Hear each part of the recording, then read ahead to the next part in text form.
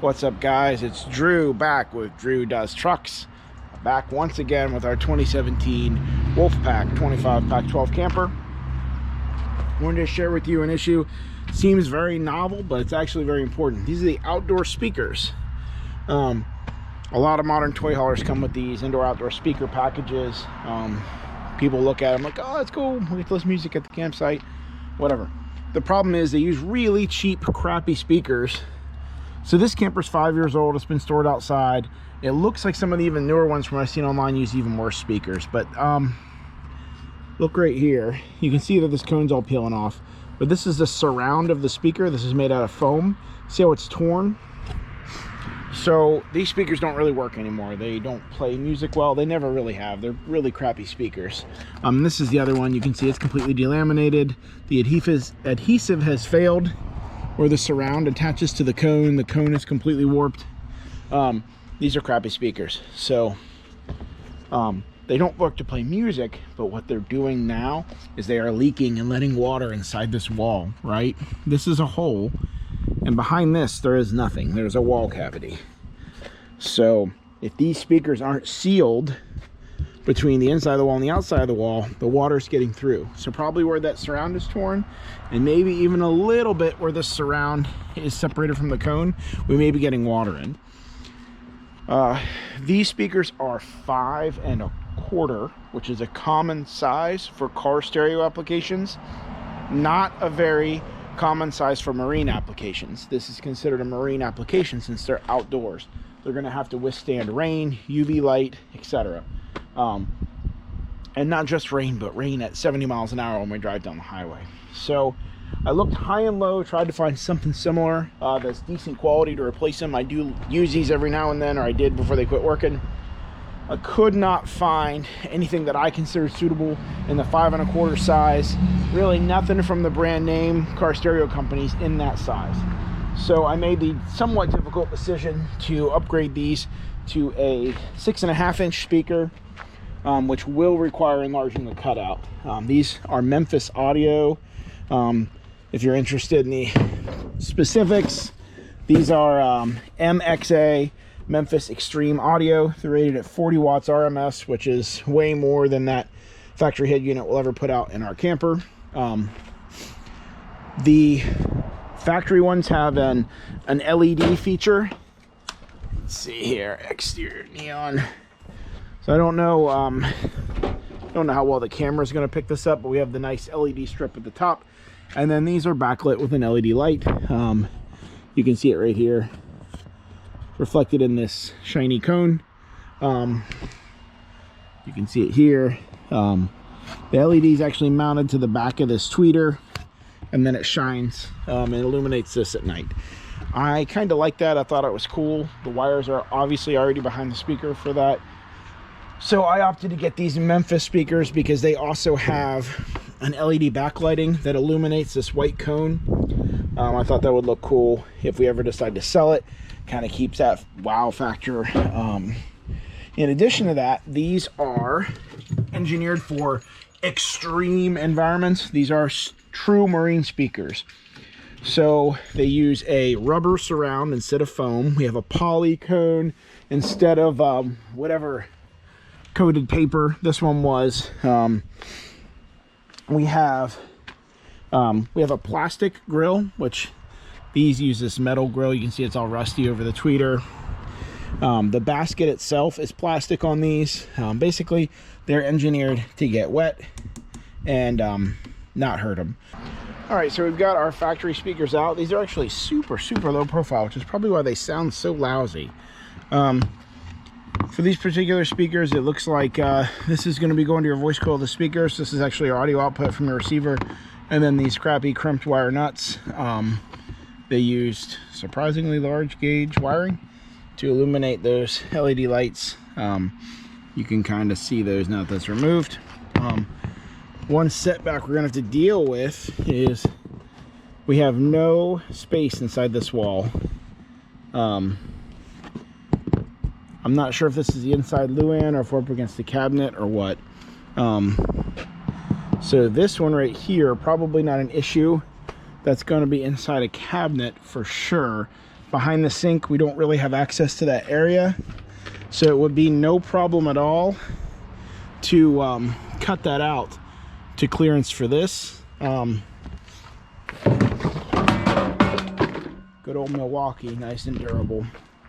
This side over here, I'm gonna need to figure out exactly where this is inside the camper. I'm gonna try and drill a pilot hole, an 1/16" pilot hole here, and we'll see what's on the other side.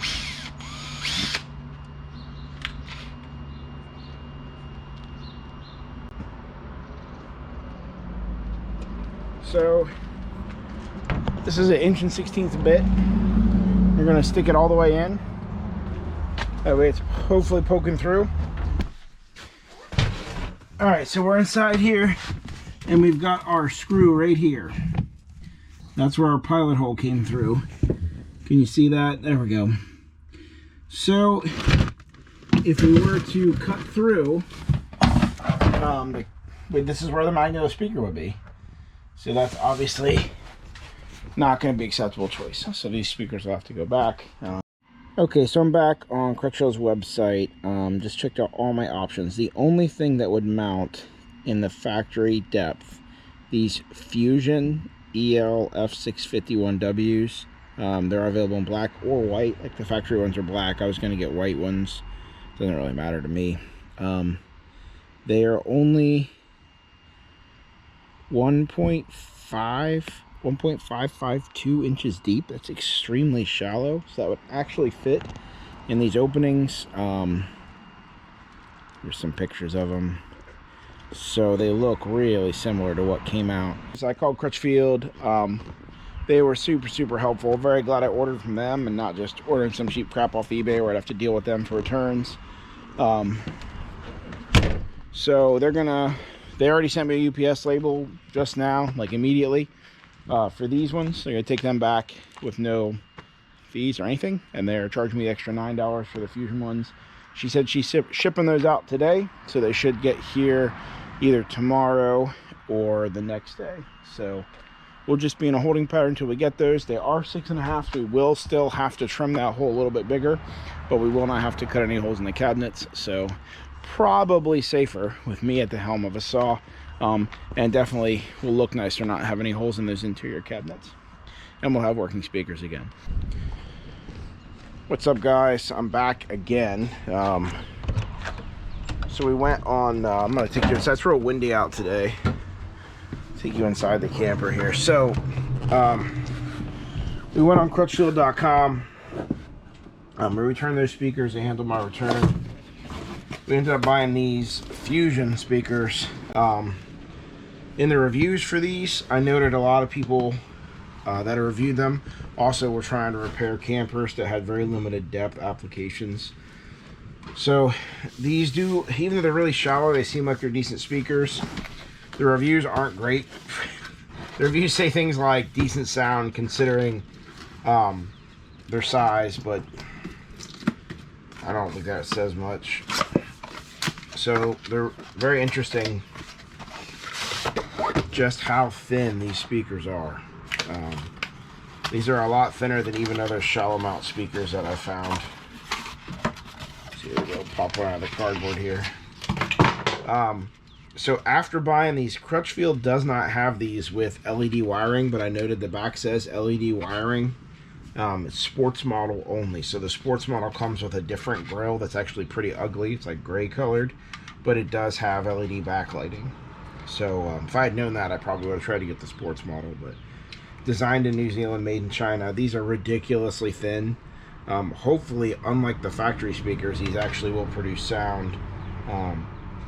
You know, the other speakers I've been looking at, the Memphis Audio ones, they were a coaxial, and these are not a coaxial. I think they're just a single speaker design from looking at them, so they don't have a tweeter in the middle like a coaxial would. And that coaxial usually gives you a lot better sound, but when you're so limited in depth, I guess you just get kind of what you get. Now the factory speakers on this camper, they did have a separate tweeter in that dome, so it's almost like a downgrade in some ways. So these are they're sold as a 6.5-inch speaker. They come with these cutouts for 6-inch speakers, and the cutout is a little smaller than for some of the other, like for the Memphis Audios had a much bigger cutout. So this is actually much nicer than a lot of manufacturers include. This is pre-scored along this line. So I'm not sure if it'll let me tear that out or not, but I may end up having to cut it out. But what we can do is pop this out, and then we can put that on the camper. And this even has our screw holes in it if we want to pre-drill those. So these, again, I measured, these should fit in the location without having to modify anything. What's up, guys? As you can probably hear, it is raining. I did not get a chance to get those speaker cutouts done because of the rain. So that's giving me time to think about it. Always a dangerous thing. What I came up with is that I don't just want to take a circular saw and cut holes in the camper. I also think because there's such a confined space that even a short jigsaw blade, there's a potential it's going to poke into that trim as that blade oscillates in and out. I don't want to damage it since it's in the bathroom like I showed you earlier. So I have this. I've used this a lot in speaker building. This is called the Jasper. I think it's called the Perfect Circle, but it's a Jasper circle cutting guide for a router. It's super easy to use. It screws on in place of the base plate of the router. This old skill router pretty much has this permanently installed on there. I don't take it off anymore. I only use this router for cutting circles. If you're using a 1/4-inch bit, which is what's in here, then that's the cutout size it'll make. So you drill a center hole and you put a pin in whatever size hole you want to make. So if you're down here, you want to make like a 4-inch hole. You want to make it 4.5. This is your 4-inch. You come up here, and this is your 1/2-inch line. So you stick your pin right here. You drill a hole in the wood. You drop that pin in your hole. Spin the router. Perfect circle. All right. So it's not super important to be in the exact center. So, and I'll show you that why in just a second. So we're going to use a perfect circle router guide. So we're looking for a 5 1/8-inch hole. So 4, 5, this is our 5-inch line, and our 1/8-inch is right here. 5 is a 5-inch line. 1/8, there we go. All right. We're going to drop that in through the hole we just made. Drop in place.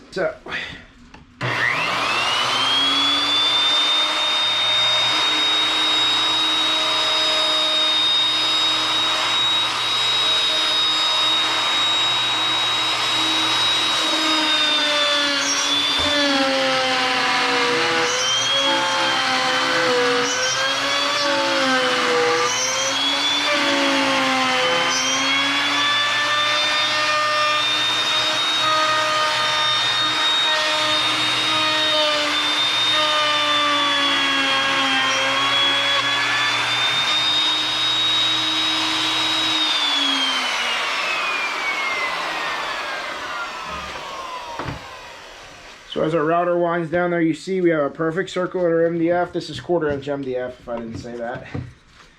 We have a perfect circle left behind from the router, and these will be a 1/4-inch difference in size because it's a 1/4-inch bit.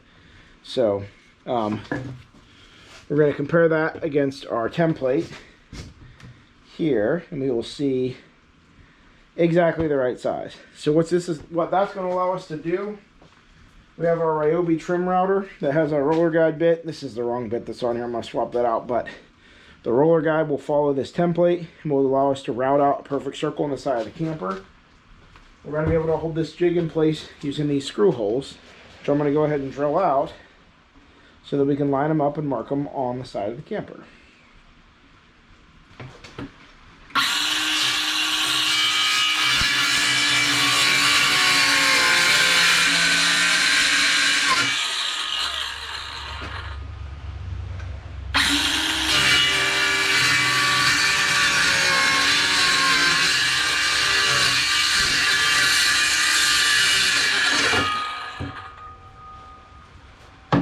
Alright, not too bad. It's just a couple seconds of work. We have a nice template. We will have to sand these on the back, just grind them down a little bit. You could just take a bigger drill bit and drill them out. So what you'll have is a board we can screw on the side of the camper, and we can use our trim router to router this out. And I'll show you that when we get back to work after it gets light again.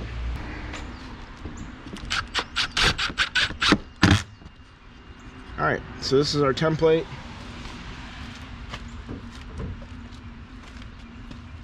Our router is going to ride around the outside of this.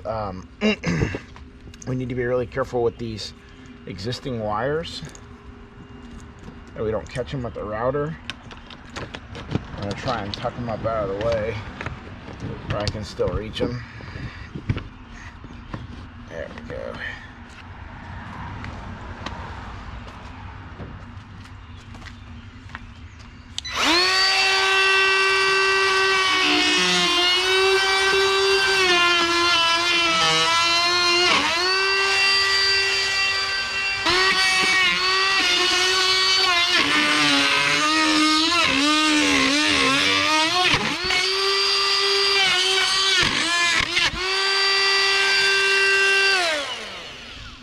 So we are catching the bottom of the template there. I'm not sure why.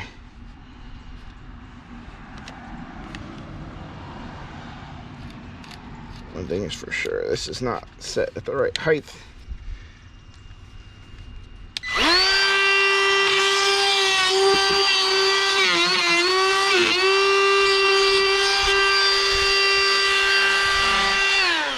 So I'm not sure what's going on, why we have caught the template and eaten into it right here.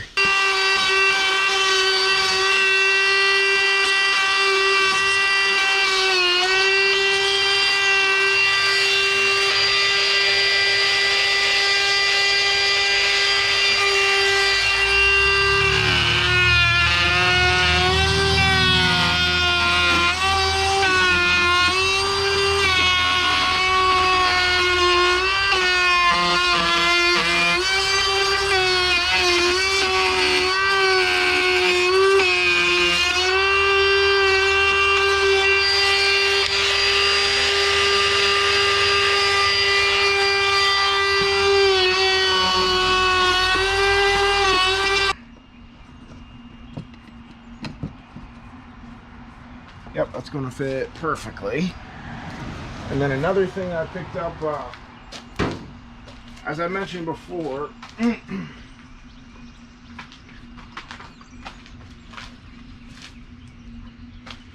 so as I mentioned before, these old speakers had an LED built into the bottom of them. I'm not sure if these grills are removable, so they had to come off somewhere, but there's an LED inside this that shines backwards and lights them up at night. These new cones on these speakers are translucent, so I'm not sure how much you can tell. Maybe if we come out here, I think you can kind of tell from the sky. They're translucent white, which gave me the idea maybe it'd look cool to have to backlight them. So I picked up some of these LED strip lights. These are like $8 off of Amazon, and I was just going to try and mount them around the perimeter of this plastic frame here. And I want to show you something. I don't have the ones that have the lights, but if we look really carefully at this, there's a ring here with a retainer, almost like this is made to receive like an LED strip. So that's what we're going to do, is just kind of install them in there, and I'll peel off that adhesive backing and drop them down in. I'll show you that here. I'm using my my 79 F-150 project as a far below its station, using it as a sawhorse today. So these are, I can't remember the length of them, but if I remember correctly, I measured, and they should just about perfectly reach around the inside of these speakers. Got some junk on it here.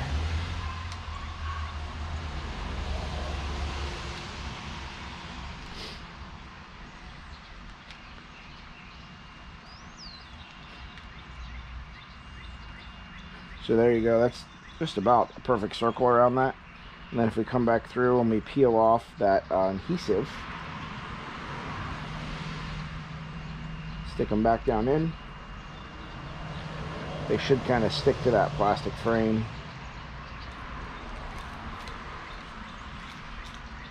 We'll see here in a second. Try to get them down as far as I can to start them.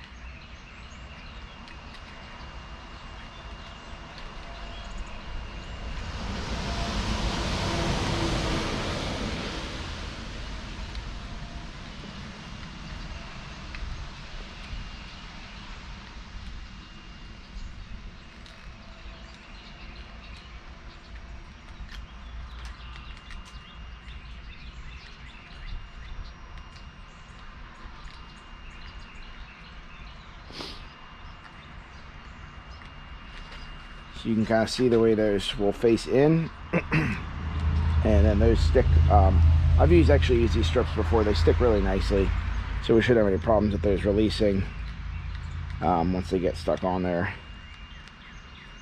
And then we have, boom, LED backlit speakers. We can wire that into our LED hookups. Because I have the extra stuff, I could go crazy and put another row in here. These LEDs draw, for practical purposes, like no amps. It's less than 1 amp per strip, so you really don't have to use them super sparingly. That would just give us a brighter LED effect if we decide to do that.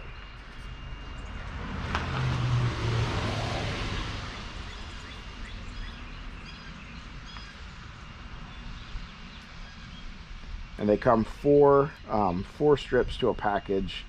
Like I said, the package is very inexpensive, $7 shipped maybe. Amazon has been my source for these, just because some of them are kind of crappy. So with Amazon, you kind of get an idea from the reviews whether or not you're dealing with one that's half decent. I'm gonna work it up and around this connection for the speaker terminals.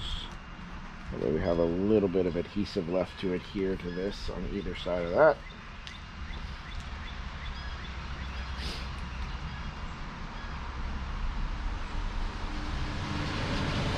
And I think we'll just go this way.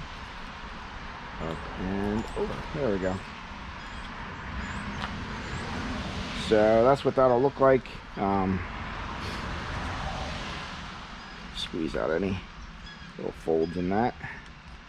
I'll try and apply a little bit of pressure all around this. So there we go. We got 2 LED strips. These will get tied together, crimped into those existing connections.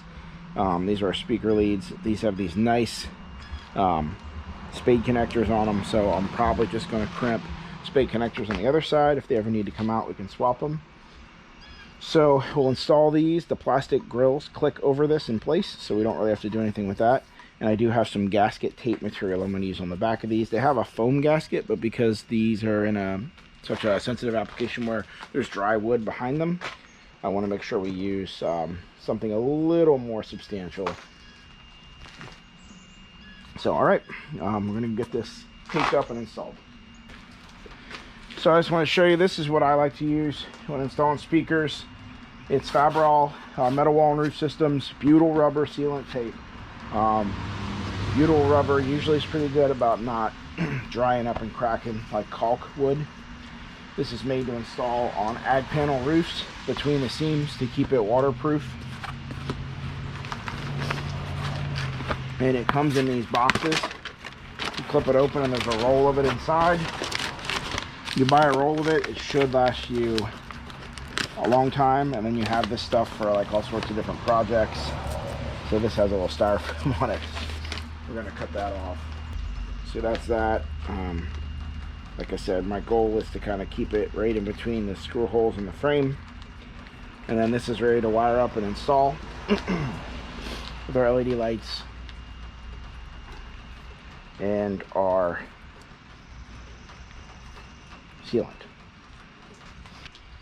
I have these nice heat shrinkable spade disconnects, so we're going to go ahead and use those. Because these are a female, we're going to use male on the camper side. That way, if we ever have like a bleary-eyed night where things aren't working right, we're trying to troubleshoot, there's no way we can put them back wrong, if that makes sense. The LEDs can only get wired one way. The speaker can only get wired one way. So I did not check my polarity on the lights, so make sure they're not touching.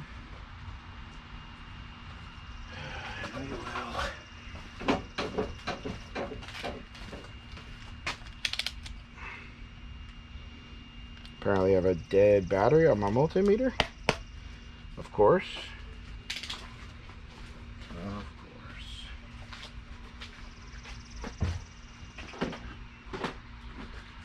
Alright, well the good thing about many of these LEDs is they actually are wired to work either way.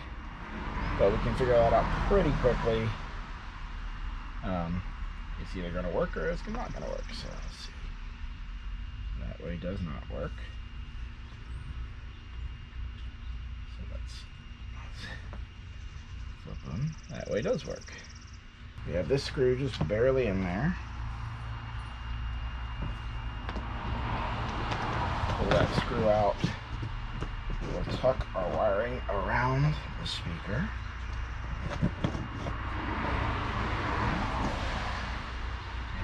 Should end up with just 2 wires, and I don't want any of this wiring left in behind that speaker. We have such limited clearance here. To make sure all of our wiring gets tucked completely out of the way. All right.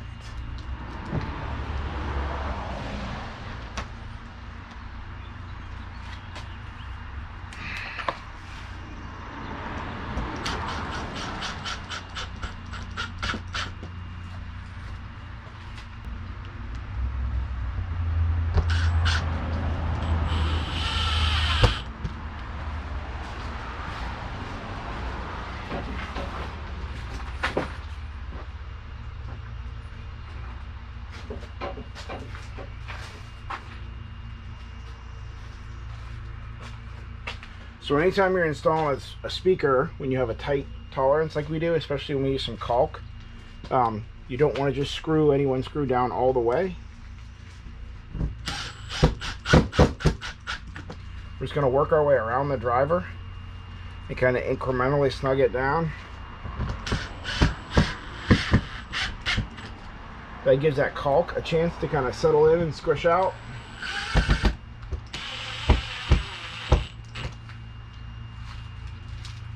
And it also keeps us from warping the frame of the driver.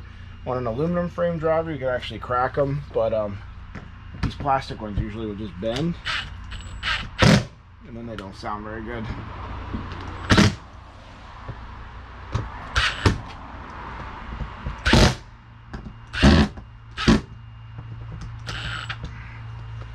So we're going all the way around. We pretty much have that exactly where we want it.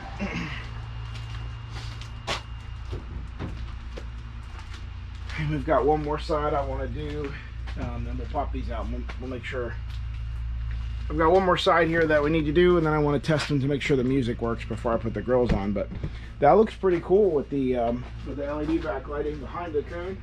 All right, guys, we're back. We've completed both speakers. As you can see, they're both lit up. I kind of like this. I wish they didn't have these big chunky grills. Of course, you can buy different grills for these that are a little less covering, but at night, I still think they're going to look really cool behind these black grills. It's kind of glowing. I like that better than the ones that came from the factory. It's pretty neat.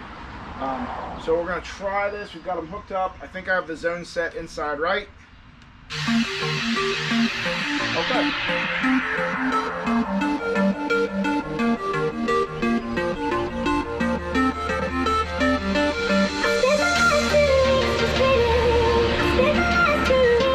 They don't sound bad.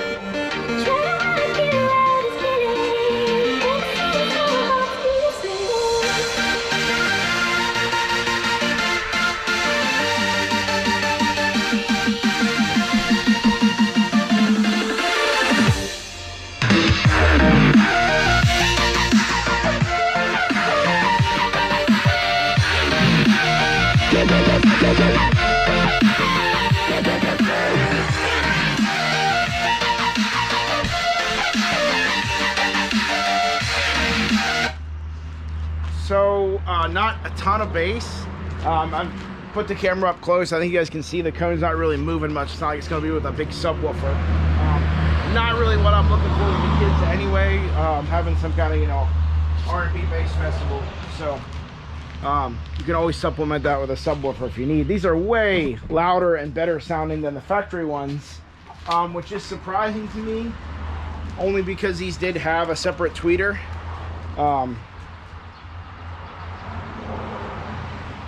Or who knows, like, you know, honestly, who knows even if there's wiring, and I'm not sure I see any wiring that goes up to it, but you know, not surprising given how thin and crappy and plastic these are. It's like a giant headphone speaker. So actually, about these old speakers, I was just curious. I broke one apart since they're going in the trash anyway. You have the wiring for the LED here, and that's it. These are fake, these little tweeter looking things. It's just a piece of molded plastic. There's not actually a tweeter in there.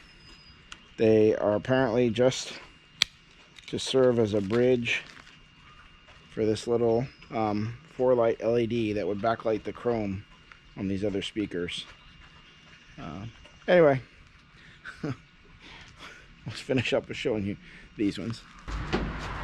At any rate, we're not going to have to worry about water coming through these, or at least we better not for a while, so we don't have to worry about that. Like where I showed you, the old ones are falling apart.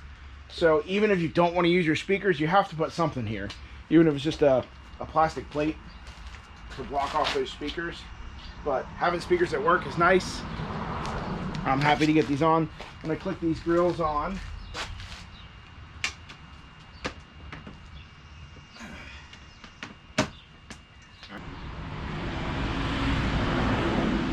Alright, there's our other one on. I think those look pretty cool. The grills actually, you know, I thought with that big chunky plastic you wouldn't be able to see them lit up, but you definitely can still see them very easily. They look really neat. So I'm happy I decided to keep the LEDs, because if nothing else, it looks cool. I'm gonna rock out. We got our no copyright sound. We're kind of limited in what we can play. YouTube likes to go through and mute your audio if you play popular music. But I'm gonna finish cleaning up, listening to some music, and thank you guys for tagging along. Fix your camper, happy trails. I'll see you guys at the campground or on my next video. Thanks.